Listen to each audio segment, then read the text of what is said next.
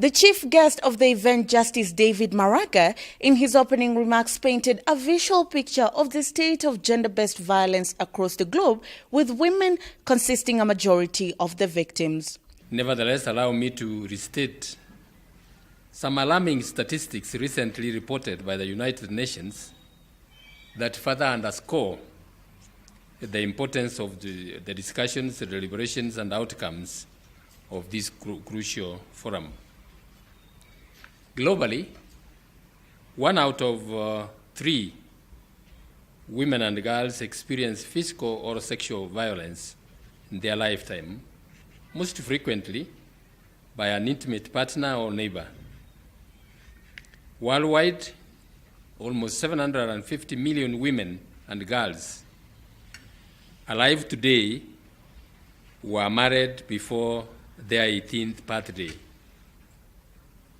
while 200 million women and girls have undergone female genital mutilation.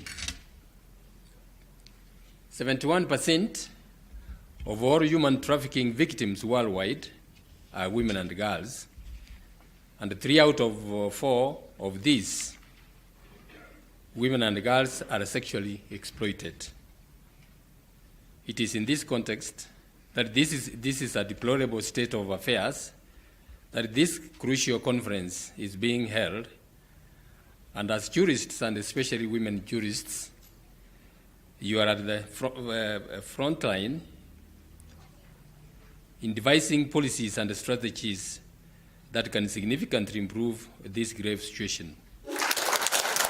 Delivering a speech on behalf of Professor Margaret Kobie, Cabinet Secretary, Ministry of Public Service, Youth and Gender Affairs, was Cabinet Administrative Secretary Honorable Rachel Shebesh, who said as much as there is a war waged against gender-based violence in the country, there are a couple of factors that continue to fuel this vice. It is unfortunate that even with these measures in place, there remain persisting gaps and challenges in the prevention of and response to GBV.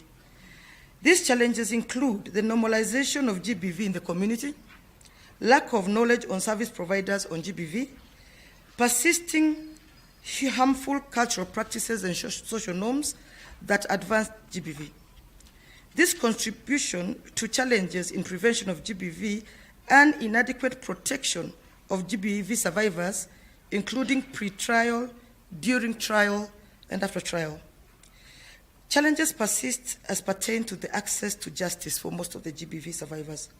Slow prosecution of GBV cases due to either poor investigations or lack of proper preservation of evidence, which is supposed to support GBV cases, absence of legal aid to the survivors, and inadequate capacity and resources to law enforcement agencies that would enable them to effectively discharge their mandate.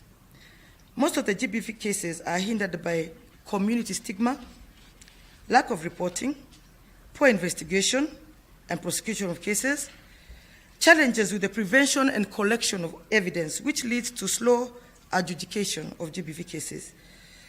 These challenges include economic factors, which lead to survivors withdrawing their cases from court. As a result of gender-based violence, Honorable Shebesh noted that a lot of resources and time go into recovery. The consequences of GBV are grave. Apart from GBV survivors' human rights being violated, they have to direct their resources in seeking medical, legal, and psychological services.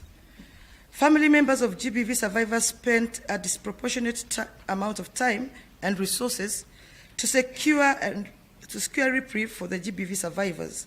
At national level, GBV has an effect on the Kenyan economy, as working hours are lost and financial resources are directed towards mitigating the cost of GBV. A study undertaken by the National Gender and Equality Commission on the costs of GBV revealed that GBV accounts for 46 billion Kenya shillings, which is 2% of our gross domestic product. As a result, the government is putting in place measures to curb gender-based violence and equally working on setting up a gender-based violence recovery center across the country in every county. These include development and adoption of requisite policy, enactment of pertinent legislation, provision of technical support, and capacity building of service providers, and advocacy campaigns aimed at creating awareness. The Ministry, in partnership with the Ministry of Health and county governments, hopes to operationalize gender-based violence recovery centers in Kenya. Recently, during the launch of the 16 Days of Activism Against Gender-Based Violence, celebrated in Kilifi County last week, we operationalized the Kilifi GBVRC Center. The recovery centers shall ensure that there is improved accessibility and response to the needs of GBV survivors. Lady Justice Hannah Okwengu, chairperson International Association of Women Judges Kenya chapter, equally added that as a measure to curb gender-based violence, there must be a systematic way of dealing with abuse by holding the perpetrators accountable. We are looking for effective ways in addressing the systemic impunity that facilitates violence against women and children.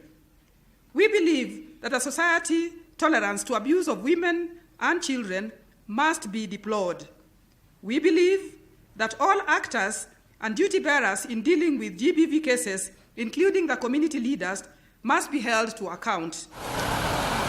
As the country continues to celebrate 16 days of activism against gender-based violence, it is clear that we still have a long way to go, and the women justice actors want to make sure that the conversation is carried beyond the activism period.